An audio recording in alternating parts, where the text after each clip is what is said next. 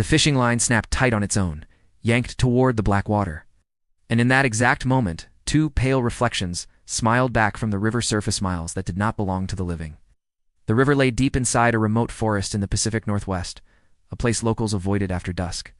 Daniel and Ryan had come there for a quiet night of fishing, chasing isolation and silence after a long week. As the sun vanished, fog rolled low across the water, swallowing sound and light.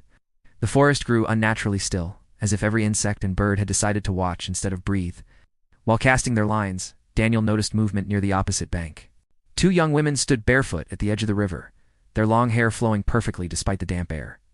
Their faces were striking, almost unreal, glowing faintly in the moonlight. The water around them didn't ripple, even when they stepped closer. Something about their stillness felt wrong, like reflections pretending to be real. The temperature dropped sharply as the women approached the water. Shadows clung to their feet, stretching unnaturally across the riverbank. Daniel felt dizzy, his thoughts slowing, pulled toward them like the current beneath the surface. Old warnings echoed faintly in his memory, stories of river spirits, Petni-like entities that lured men with beauty before dragging them into the depths to rot.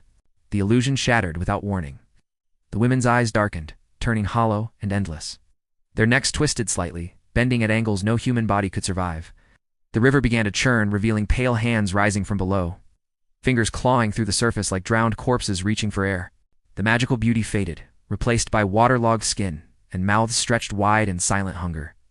Ryan stumbled backward, but the ground beneath him softened, turning slick and muddy, as if the earth itself was melting. The spirits glided across the water, no longer pretending to walk. Their hair floated upward, writhing like something alive, and the smell of decay filled the air. Invisible hands grabbed at Daniel's ankles, pulling him closer to the river's edge as whispers flooded his mind, promising rest, warmth, and escape. With a final surge of strength, Daniel cut the fishing line tangled around his leg and clawed his way free as Ryan dragged him back into the trees. The river erupted in rage behind them, water slamming against the banks as the spirits screamed without sound. Branches cracked, fog thickened, and the forest seemed to close in, hiding the river once more as if it had never existed. By morning, the campsite was empty except for abandoned fishing gear scattered near the shore. Locals later claimed the river had taken many men over the years, always appearing calm, always offering beauty, before revealing its true face.